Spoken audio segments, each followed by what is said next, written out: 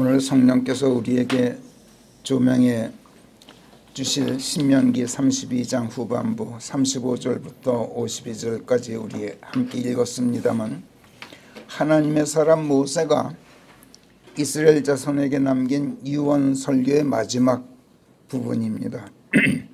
하나님의 은덕을 망각하고 하나님을 저버릴 뿐만 아니라 사람의 생각으로 상상해서 방자하게 하나님을 변질시켜요.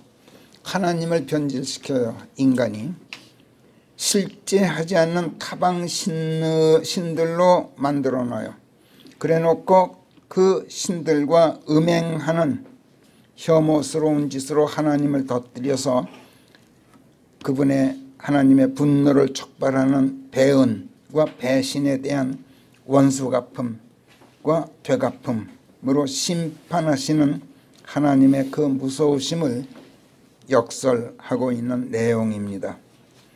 지금까지 살펴보았다시피 표면상으로는 지금으로부터 3,500여 년 전에 이스라엘 자손에게 한 설교 형식으로 되어 있지만, 7절에서 옛적의 나날들을 기억하여 여러 세대들의 연년들을 깊이 생각하고 깨달으라, 이 말씀으로 미뤄볼 때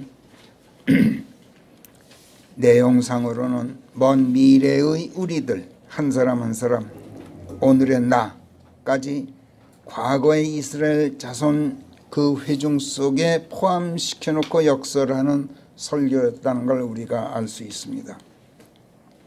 하나님께서는 영원부터 영원까지 시공을 뛰어넘어 계시는 초월자이시기 때문에 우리들 한 사람 한 사람이 태어나기 전, 창세 이전부터 우리 한 사람 한 사람이 죽어 없어질 영원 미래에 이르기까지 믿어지지 않을 만큼 우리들 한 사람 한 사람의 인생 역정에 대한 계획과 예정을 다 세워놓으셔요. 그런 분이에요. 하나님께서는 그런 경륜자셔요. 세계 경영을 그렇게 하셔요. 이걸 염두에 두고 하나님을 대하는 가운데 하나님의 말씀을 읽어야 한다는 것을 성령께서 깨우쳐주고 계신 중이에요. 그렇기 때문에 지금 우리가 창세기 5장에서 인류 조상들의 역대를 공부하다 말고 신명기 32장을 살펴보면서 하나님을 덧들여서 그분의 분노하심과 응징하심을 촉발하는 배은망덕과 배신 그리고 도발에 대해서 복수와 응보로 심판하시는 하나님의 무서우심을 역설하는 모세의 설교를 읽고 마음이 숙연해지고 침통해지기까지 하는 그런 느낌을 감출 수가 없습니다. 구원받고 거듭난 그리스도인이라고 자처하는 대부분의 사람들이 언필칭 하나님의 심판 하고 말합니다만, 하나님의 심판이 원수 마귀나 또는 마귀 짓을 하는 사악한 마귀의 자식들만을 향한 것으로만 생각하고 나 자신은 그 심판의 대상에서 제외시켜 놓고 생각하는 게 보통이에요. 잠언 19장 17, 18, 19절에 보면은 내 아들아 예지의 말씀들로부터 탈선하게 만드는 가르침에 귀 기울이기를 그치라. 쓸모없는 사악한 증인이 심판을 비웃나니 사악한 자의 입은 헛된 불행을 집어삼키느니라.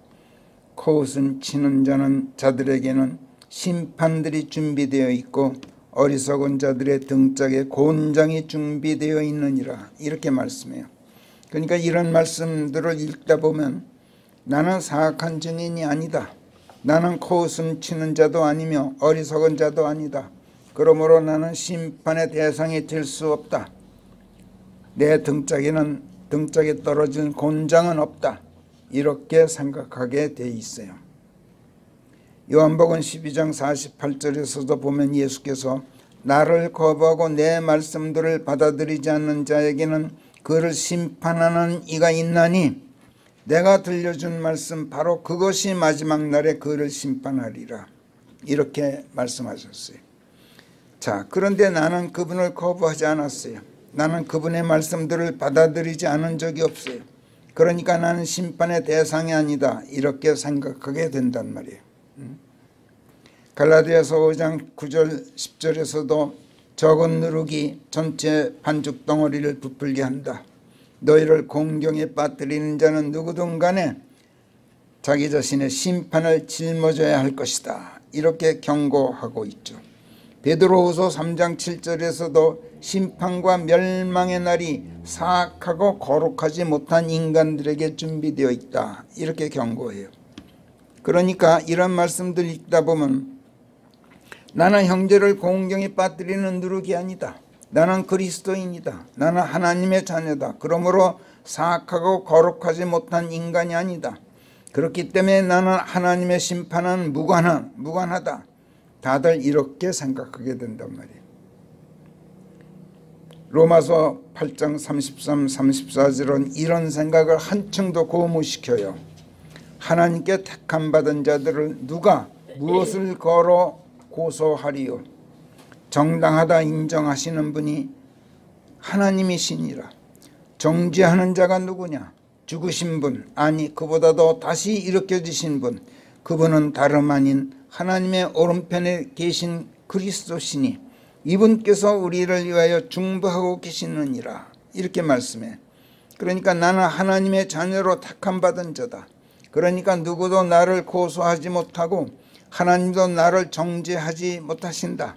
아니 하나님 자신이 나를 정당하다고 인정하고 중보해 주신다. 그러므로 나는 단연코 하나님의 심판에서 제외되어 있다. 이렇게 자만하게 된단 말이에요.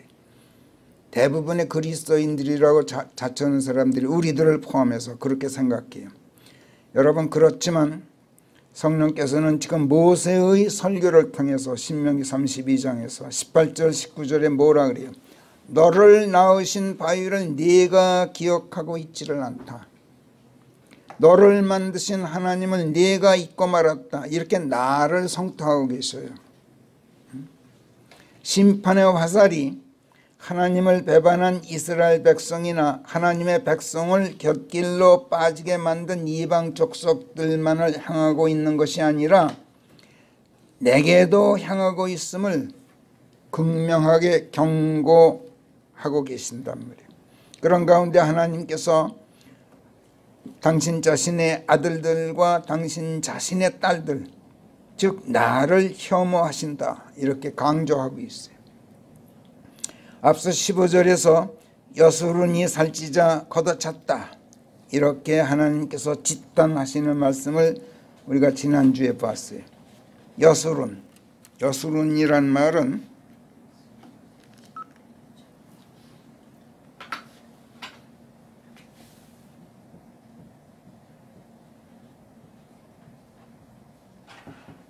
이스라엘 백성을 일컫는 애칭이에요. 어떤 시적인 표현에 들어가요. 그런데 원래는 이 뜻이 뭐냐면 upright one, 마음이 똑바른 자, 또는 the little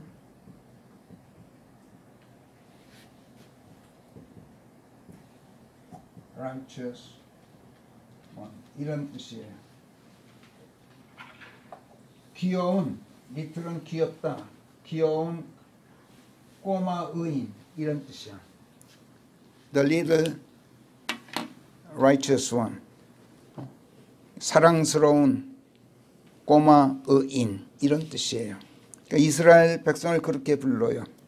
신약적 관점에서 보면은 여수로는 우리들 구원받고 하나님의 자녀로 거듭난 사랑스러운 그리스도인 한 사람 한 사람을 뜻하는 말이에요.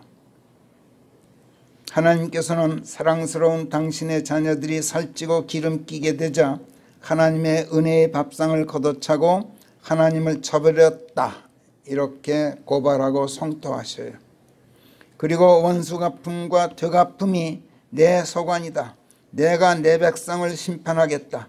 그들의 재앙의 날이 멀지 않았다. 내 종들을 위해서 생각을 돌이키기는 하겠지만 그러나 내 종들이 자기 의의를 버리고 무엇이나 자기 힘으로 할 생각 다 포기하고 오직 나 하나님께 의탁하게 됨으로써 사람의 이념에서 해방되고 사람의 자기 신념에 더 이상 갇혀 있지 않게 될 때 하나님을 상대로 거래하고 흥정하는 종교적 오만에 갇혀 있는 자가 하나도 없다는 걸 내가 확인할 때 그래야만 그때 내가 생각을 돌이켜서 복수와 응징의 칼을 거두겠다. 그렇지 않으면 내 아들 딸들이라도 가차없이 응징해서 그들이 나를 터뜨리고 분노케 한 대가를 치르게 하겠다. 이렇게 다짐하고 단단히 벼르셔요. 하나님의 심판은 전면적이고 전방위적이에요. 제가 아까 기도드릴 때 먼저 당신의 백성을 심판하시고 심판하실 때 백성의 원수들을 사용하셔요. 이스라엘 백성을 심판하실 때 바빌론 제국의 느부갓네살을 사용하신 것과 똑같아요. 백성이 당신의 아들 딸들의 원수를 사용해서 당신의 아들 딸들을 응징하셔요. 그런 다음에 당신의 아들 딸들이 회개하고 하나님께 부르짖으면 그때 원수들을 또 심판하셔요. 당신의 아들 딸들을 괴롭힌 원수들을 당신이 시켜놓고도 그들을 심판하신단 말이에요. 이렇게 집단적으로 볼 때는 당신의 아들 딸들, 그 다음에 당신의 백성들, 그 다음에 백성의 원수들 이렇게 심판하시고 개인적으로도 지금 신명기 32장 후반부 제일 마지막 부분에서 모세에게 하나님께서 이르신 말씀을 우리가 읽었죠. 개인적으로도 한 사람 한 사람은 다 심판하셔요. 예외가 없어요. 그래서 아주 전면적이야. 한 사람도 하나님의 심판에서 자유롭지가 못해요. 누구도 하나님 심판을 면할 수가 없게 돼 있어요. 히브리서 12장 23절에 보면 하나님을 The Judge of all 이렇게 쓰고 있어요. 하나님을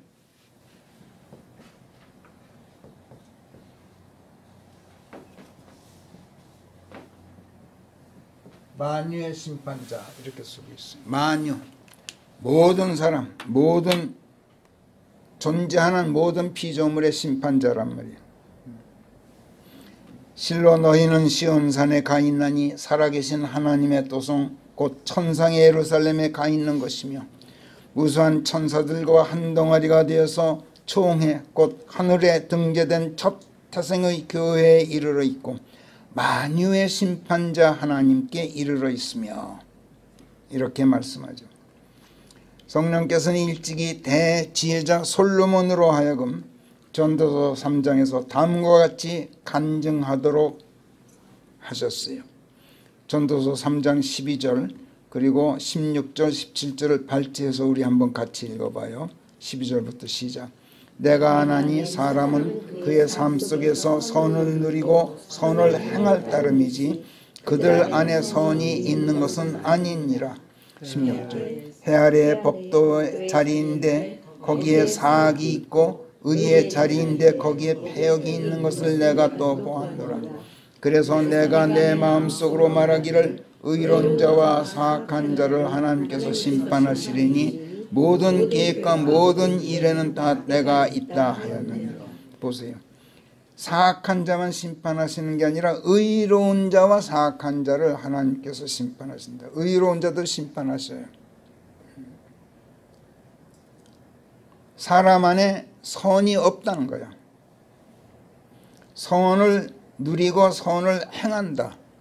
그럴 뿐이지 사람 안에 선이 있어서 선을 행하는 게 아니다.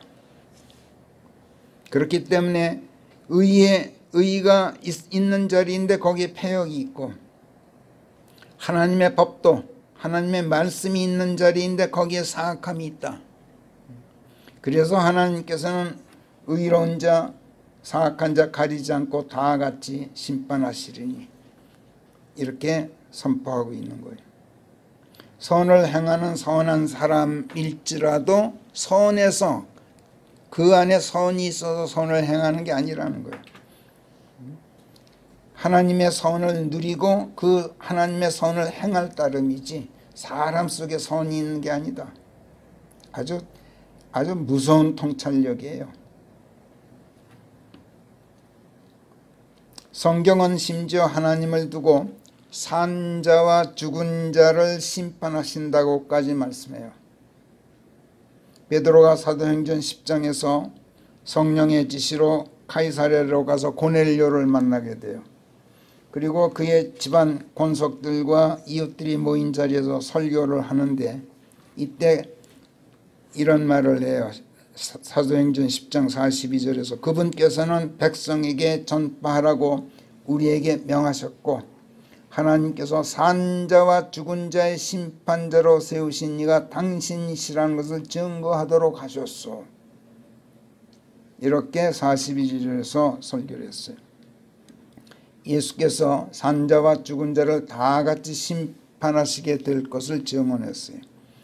디모데후서 4장 1절에서도 그리스도를 일컬어서 그분의 왕국이 임할 때 산자들과 죽은 자들을 심판하시게 될 예수 그리스도 이렇게 지칭하고 있어요. 성령께서는 또 로마서 14장 9절에서 사도 바울의 입으로 그리스도께서 죽은 자들이나 산자들 양쪽 모두의 주가 되셨다 이렇게 선포하고 그러므로 우리 모두가 그리스도의 심판석에 설 것이다 이렇게 10절에서 예고하면서 그렇기 때문에 우리가 남을 심판하지 말고 형제의 길에 걸림돌이나 걸어 넘어뜨릴 빌미를 놓는 사람이 없는지 이것만 단지 판단하자 이렇게 제언하셔요. 디모데후서 4장 1절에서 예수 그리스도를 두고 그분의 왕국이 임할 때 산자들과 죽은 자들을 심판하시게 될 예수 그리스도 이렇게 지칭하신단 말이에요. 여기서 산자와 죽은 자를 다 같이 심판하신다 이 말은 두 가지 의미가 있어요. 예수께서 오실 때 생전에 있는 자와 이미 죽어서 그 혼이 하늘에 가 있건 지옥에 가 있건 그 몸이 땅에 묻혀 있는 자를 다 같이 심판하신다. 그런 뜻이기도 하고 동시에 구원받고 생명 안에 들어와 있건 구원받지 못해 죽음 안에 갇혀 있건 모든 사람들을 다 같이 심판하신다 이런 말씀이기도 해요. 산자와 죽은 자는 요한계시록 20장에 보면은 처음 하늘과 처음 땅이 사라지고 새 하늘과 새 땅이 하늘에서 내려오기 직전에 이른바 최후의 심판이다 이렇게 일컬어지는 크고 흰 보좌의 심판 장면을 사도 요한에게 성령께서 영안에서 보여주시죠. 그리고 11절에서 15절까지 이렇게 기술에 넣도록 하셨어요. 내가 또 한 거대한 흰 보좌와 거기 앉아 계신 분을 보았는데 땅과 하늘은 그분의 면전에서 사라지고 없어서 그들을 위한 자리를 찾아볼 수가 없더라. 그러니까 최후의 심판 때 다 불려 나오는데 하나님 앞에 하나님의 보좌 앞에 허공에 떠 있어요. 심판받는 사람들이. 내가 또 크고 작은 죽은 자들이에요. 하나님 앞에 서 있는 것을 보았는데 책들이 펼쳐져 있고 다른 한 책이 또 펼쳐져 있었나니 그것이 생명책인즉 죽은 자들이 그 책들에 기록된 이러저러한 사실들에 의거하여 그들이 한 일들대로 심판을 받게 되어 있더라. 그리하여 바다가 그 안에 있던 죽은 자들을 내어놓고 죽음과 지옥이 또 그 안에 있던 죽은 자들을 넘겨주니 지옥도 다 뱉어놔요. 죽은 자들은. 그리고 죽음과 지옥이 불못에 던져졌느니라. 이제 죽음도 없어지고 지옥도 없어져요. 이것이 두 번째 죽음이라. 그리하여 누구든지 생명책에 기록된 것이 보이지 않는 자는 다 불못에 던져지더라. 그리고 마귀와 거짓 선지자들은 이미 먼저 불못에 던져져 있는 상태예요. 지금 이것이 죽어서 그 혼이 지옥에 가 있는 자들이 하나님의 최후의 심판석에 소환되는 장면이에요. 지금 그런가 하면 또 성령께서 로마서 14장에서 남을 비판하고 심판하지 말 것을 권면하시면서 10절에서 13절까지 사도 바울의 입으로 이렇게 말씀하시요. 그런데도 내가 내 형제를 심판하고 있으니 이 어찌미냐? 또는 내가 내 형제를 업신여기고 있으니 이 어찌미냐? 우리 모두가 그리스도의 심판석에 설 터이게 하는 말이니라. 기록되기를 주가 말하노니 내가 살아있음과 같이 분명한 것은 모든 무릎이 내게 꿇게 될 것이요 모든 여가 하나님께 이실 짓고 하게 되리라는 것이라 하였느니라. 사실이 그러한즉 우리는 각자 자기 자신에 대하여 하나님께 설명드려야 하리라. 그러므로 이제 우리가 더 이상 남을 심판하지 않도록 하자. 그보다는 자기 형제의 길에 걸림돌이나 걸어 넘어뜨릴 빌미를 넣는 사람이 없는지 다만 이것을 판단하자. 이렇게 성령께서 제언하셔요. 고린도후서 5장 10절에서도 좋든지 나쁘든지 각자 자기가 행한 대로 자기 몸 안에서 이루어진 것들을 받기 위하여 우리가 반드시 그리스도의 심판석 앞에 출두하여야 한다. 이렇게 말씀해요. 그러므로 그리스도인이건 아니건 하나님의 자녀건 아니건 구원받고 거듭났건 아니건 하나님의 심판은 모든 사람들에게 전면적으로 행하여지는 그야말로 총체적인 심판이. 하나님은 그래서 참으로 무서운 분이셔요. 우리가 하나님을 두려워할 이유가 바로 이거예요. 하나님께서는 당신 자신의 아들, 딸들에게 당신의 얼굴을 감추시고 심지어는 그들의 종말이 어떠할지 내가 보리라. 이렇게 20절에서 신명기 32장 20절에서 벼르시기까지 해요. 왜 그러십니까? 20절에 보면은 내가 그들에게 내 얼굴을 감추리라. 저들의 종말이 어떠할지 내가 보리라. 왜?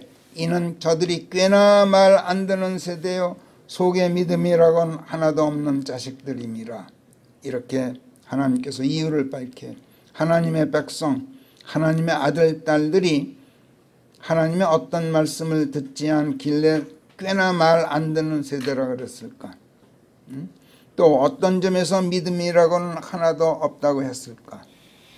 참고로 구약에서 믿음이라는 단어가 구약에서는 딱 두 군데밖에 안 나오는데 그 중에 한 군데가 여기에요. 그 다음에 또 한 군데는 하박국 3장 2절인데 구약에는 이 믿음이란 말이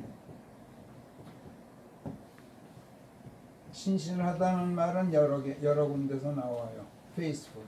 그런데 믿음 그 자체 이 단어는 신약에서처럼 많이 안 나와요. 딱 두 군데밖에 안 나와요. 여기 신명기 32장 20절하고 하박국 2장 4절. 근데 여기서는 이 뜻이 faith의 뜻이 뭐냐면 steadiness, 견고함, 흔들리지 않음 이런 뜻이에요. 또는 steadfastness라고도 해요.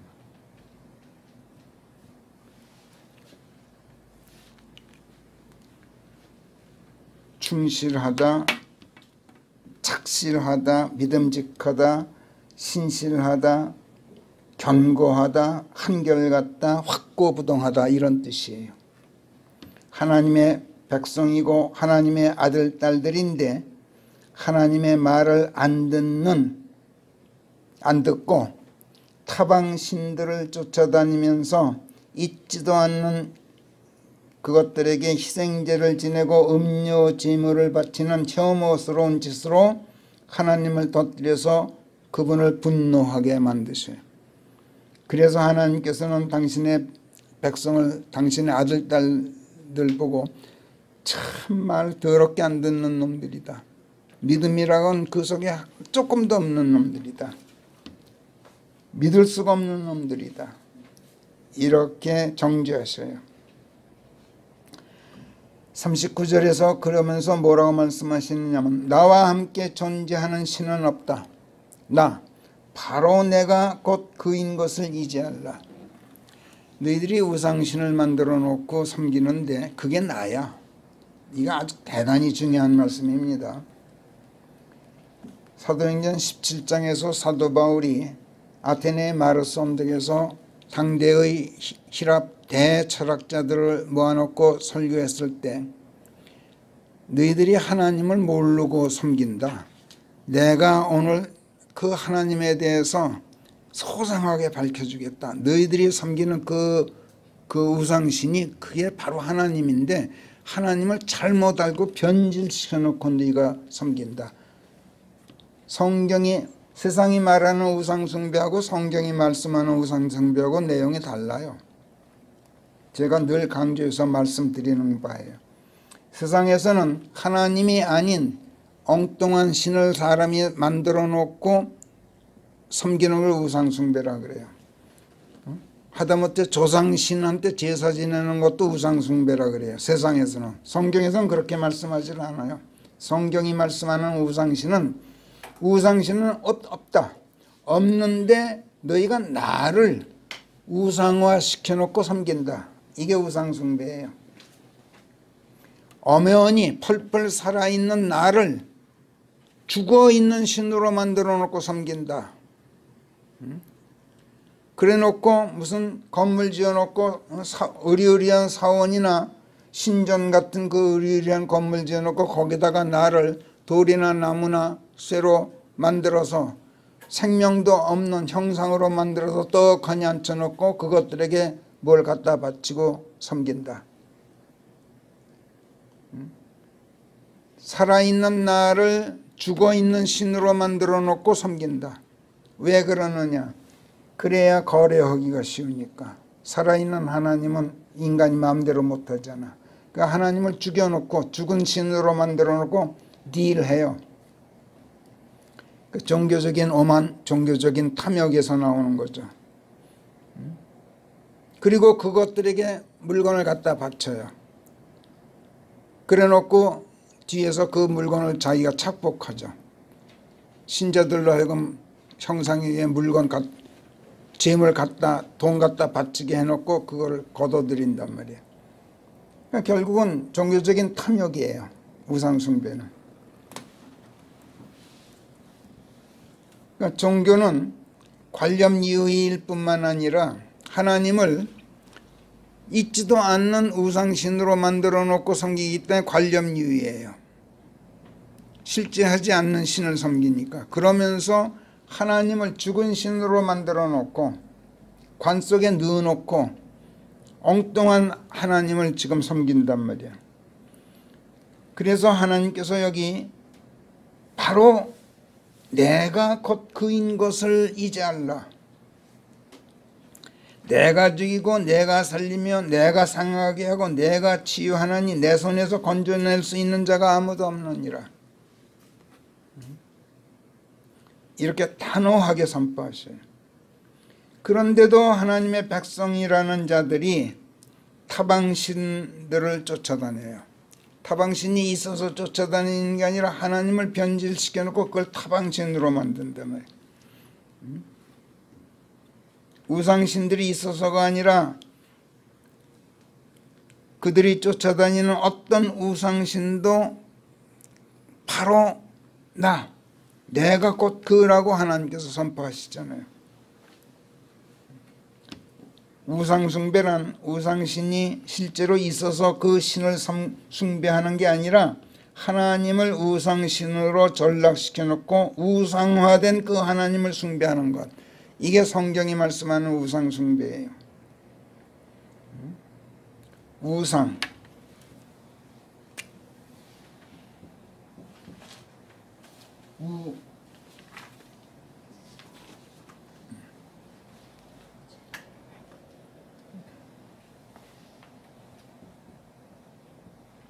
이게 이 우가 짜구자예요. 짜구자인데 인형이란 뜻이에요. 이게. 인형은 생명이 없죠.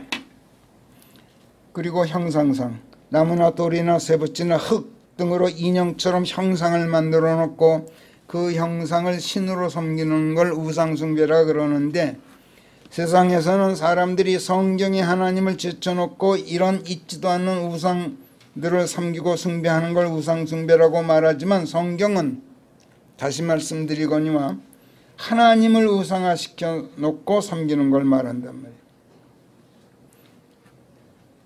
살아계신 하나님을 생명 없는 신으로 변질시켜 놓고 섬기는 것, 이걸 말한단 말이에요. 누가 그렇게 할까요? 마귀가 미혹해. 그래서 미신이라 그래. 미혹한단 말이야. 미신.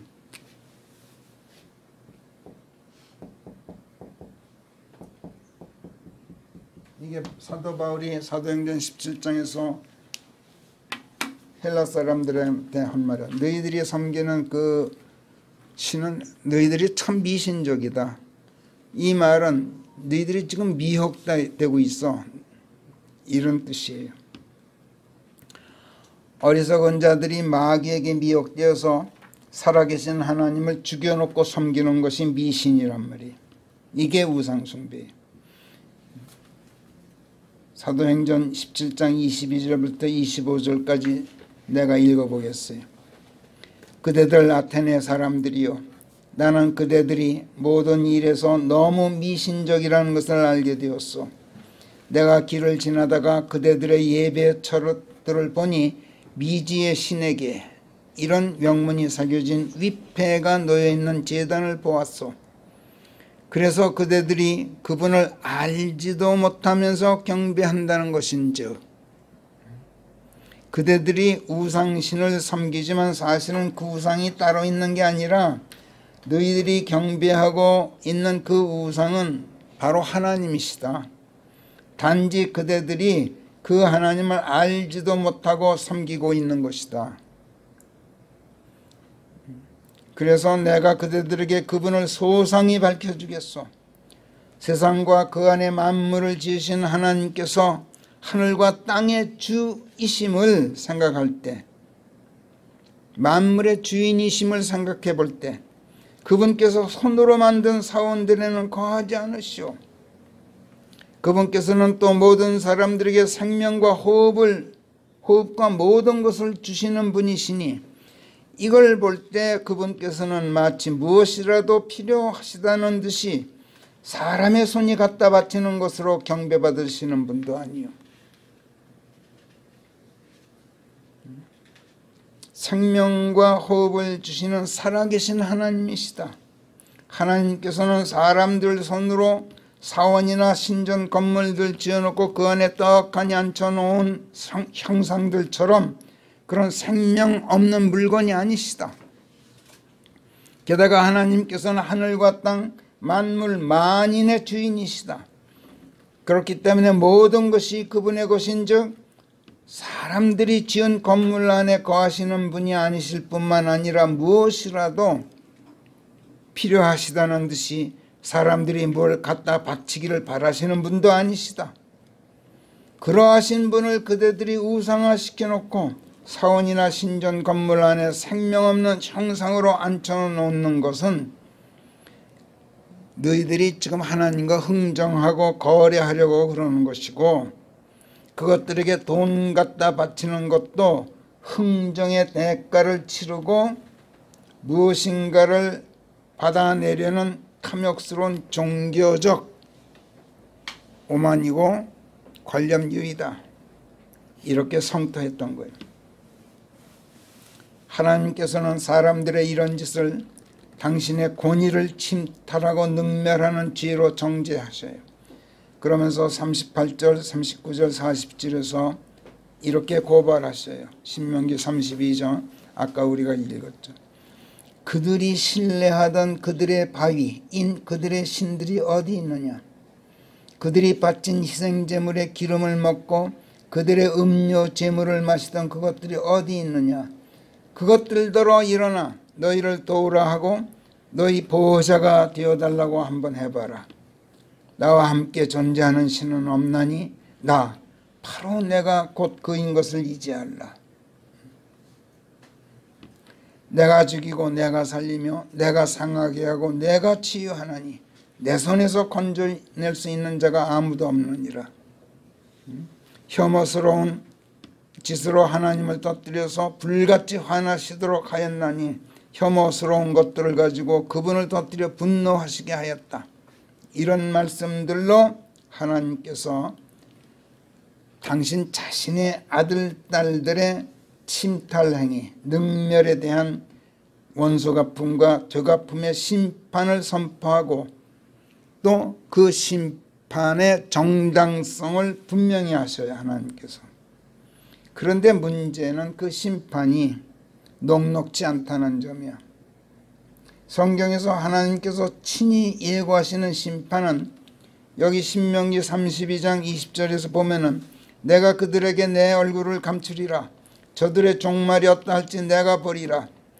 저들이 신도 아닌 것을 가지고 나를 격동시켜 불같이 화나도록 하였나니 저희들이 만든 헛것들을 가지고 나를 터뜨려서 분노케 하였은즉 나도 백성이 아닌 자들을 가지고 저들을 격동시켜 불같이 화가 나도록 하겠나니 나도 어리석은 민족을 가지고 저들을 터뜨려서 분노케 하리라. 이렇게 말씀하시는 정도의 심판이 아니에요. 하나님의 심판 정말로 무시무시해요. 그리스도인이라고 자처하는 사람들 또는 성경을 읽는 사람들이 하나님의 심판 하는데 하나님의 심판을 굉장히 만만하게 봐요. 근데 결코 만만하지가 않아요. 대표적인 예가 에스겔서 5장이에요. 에스겔서 5장 5절부터 서두 5절부터 우리 몇 구절 한번 읽어봐요. 5절부터 시작. 주 하나님이 이같이 말하노 내가 예루살렘을 그녀의 주변 민족들과 나라들 한가운데 세워놓았나니 이것이 예루살렘이니라. 그런데 그녀가 그 민족들보다도 더 내 법도들을 사악하게 변질시켰고, 이거 보세요. 내 법도들을 변질시켰다. 내 말씀, 너희가 내 말씀을 변질시켰다. 말씀을 변질시켰다는 하나님 자신을 변질시켜놨단 말이에요. 우상화시켜놨다는 뜻이에요. 6절 다시 시작. 그런데 그녀가 그 민족들보다도 더 내 법도들을 사악하게 변질시켰고 그녀 주변의 나라들보다도 내 법령들을 바꿔버렸느니라. 이같이 하여 그들이 내 법도들과 내 법령들을 거부하고 그 안에서 행하지 않았느니라. 그러므로 주 하나님이 이같이 말하는 것인즉 너희가 너희 주변을 둘러싸고 있는 민족들보다도 더 번성하고도 내 법령들 안에서 행하지 않고 내 법도들을 지키지 않기로서니 너희 주변에 있는 민족들이 법도를 지키는 만큼도 너희가 하지 않았습니다. 그러므로 주가 이같이 말하노라. 보라, 내가 다름 아닌 바로 내가 너를 대적하여 그 민족들이 지켜보는 가운데 네 한가운데서 내 법도들을 집행하겠노라. 그리하여 내가 여태껏 하지 않았고 앞으로도 내가 다시는 그렇게 하지 않을 일을 내가 네 안에서 행하겠나니 이는 혐오스러운 짓들 때문이니라. 그러므로 네 안에서 아비들이 자식들을 잡아먹게 될 것이요 자식들이 그들의 아비들을 잡아먹게 되리니 이같이 내가 네 안에서 법도들을 집행하게 하여 네 남은 자들 전체를 내가 온갖 바람들 속으로 흩어버리겠노라. 그러므로 내가 살아있음이 분명한 것과 같이 분명하게 주 하나님이 말하는 것인즉 네가 너의 온갖 역겨운 것들과 네 모든 혐오스러운 것들을 가지고 내 성소를 더럽혔은즉 그러므로 나 또한 너를 왜소하게 만들겠나니 내가 조금도 불쌍히 여기지 않을 것인즉 내 눈이 가차없으리라. 네 3분의 1이 역병으로 죽을 것이요 기근으로 그들이 네 가운데서 소멸될 것이며 3분의 1이 네 주변에 칼에 쓰러지게 되리라. 그리고 나머지 3분의 1은 내가 온갖 바람들 속으로 흩어버리고 내가 검을 빼어들고 그들을 쫓아가리라. 이같이 하여 내 분노가 만료되고도 나는 내 격분이 그들 위에 머물러 있도록 하겠나니 내가 그들 속에서 내 경노를 다 쏟아내고 나면 그제야 나 주가 불같은 내 분노 안에서 그것을 일러주었다는 것을 그들이 알게 될 것인즉 이같이 하여 내가 마음을 편하게 하리라. 다름 아닌 당신 자신의 백성인데 그들의 3분의 1을 역병과 기근으로 죽이겠다. 소멸시켜버리겠다. 또 전쟁을 일으켜서 외적의 칼로 나머지 3분의 1을 또 쓰러뜨리시겠다고 별로요. 그리고 나머지 3분의 1은 세상의 온갖 족속, 온갖 풍파 속에 흩어서 고통받게 하시고 그러고도 모자라서 내가 칼을 빼들고 그들을 쫓아가리라. 이렇게 벼르셔요. 그것만이 아니에요. 하나님께서는 그같이 하셔서 당신의 분노를 다 쏟아내시겠다고 다짐하셔요. 그래서 우리가 하나님의 이런 무시무시한 경고를 망각하지 않고 늘 기억하고 있는 가운데 더는 하나님을 덧드리고 노엽게 해드린 일을 하지 않으려고 주의하느냐 하면 또 그게 아니야. 그래서 하나님께서는 그들의 온갖 풍파 속에 그들을 흩어 고난당하게 하시고도 당신의 칼을 빼들고 그들을 쫓아가겠다고 벼르고 계셔. 그러고도 모자라서 하나님의 격분이 그들 위에 머물러 있도록 하겠다 이렇게 다짐하셔요. 그리고 나서 당신께서 이런 불같은 분노 안에서 일찍이 경고해 놓으셨다는 사실을 늦게나마 알게 되어야만 그제야 마음을 편하게 잡수시겠다는 거예요. 이 얼마나 무서운 하나님의 집념입니까? 이 얼마나 무시무시한 하나님의 심판입니까? 그런데도 여러분, 내가 지금 하나님의 이 무서우심을 인식하고 있기나 합니까? 만약 인식하고 있지 않다면 하나님께서는 당신의 격분을 지금도 내 위에 머물러 있게 하고 계시게 분명해요. 여호수아서 1장에 보면 모세가 죽고 여호수아가 백성의 지도자가 되었을 때 그가 백성에게 식량을 준비해라. 이는 너희가 사흘 이내에 주 너희 하나님께서 너희로 차지하도록 주시는 땅을 차지하러 너희가 이 요단강을 건너가야 할 것임이라. 주의 종 모세가 너희에게 일러 말하기를 주 너희 하나님께서 너희에게 안식을 주셨고 이 땅을 또 너희에게 주셨느니라 하였던 것을 기억하라. 너희는 무장을 갖추고 모두가 막강한 용사들이 되어서 너희 희생 형제들을 도와야 할지니 주께서 너희에게 안식을 주셨듯이 그분께서 너희 형제들에게도 안식을 주기를 마치실 때까지 그리고 주 너희 하나님께서 그들에게 주신 땅을 그들이 차지하기를 마칠 때까지도 그리하여야 할지니 그런 뒤에 너희가 너희 소유의 땅으로 돌아가서 주의 종 모세가 요단강 이편 해 뜨는 쪽에서 너희에게 주었던 그 땅을 향유 할지니라. 지금 요단강 동편에 남은 므낫세 지파와 므낫세 반지파에게 특별히 하는 말입니다만 이렇게 명령했어요. 이때 백성이 여호수아에게 적극적으로 호응해서 이렇게 다짐했어요. 16절부터 보면 당신께서 우리에게 명령하는 모든 것을 우리가 실행할 것인즉 당신께서 우리를 어디로 보내든지 우리가 가겠나이다. 우리가 모든 일에서 모세에게 귀를 기울였듯이 당신에게도 우리가 귀를 기울이겠나이다. 저희는 오직 주께서 모세와 함께 하셨던 것처럼 주 당신의 하나님께서 당신과 함께 하시기만을 축원하나이다.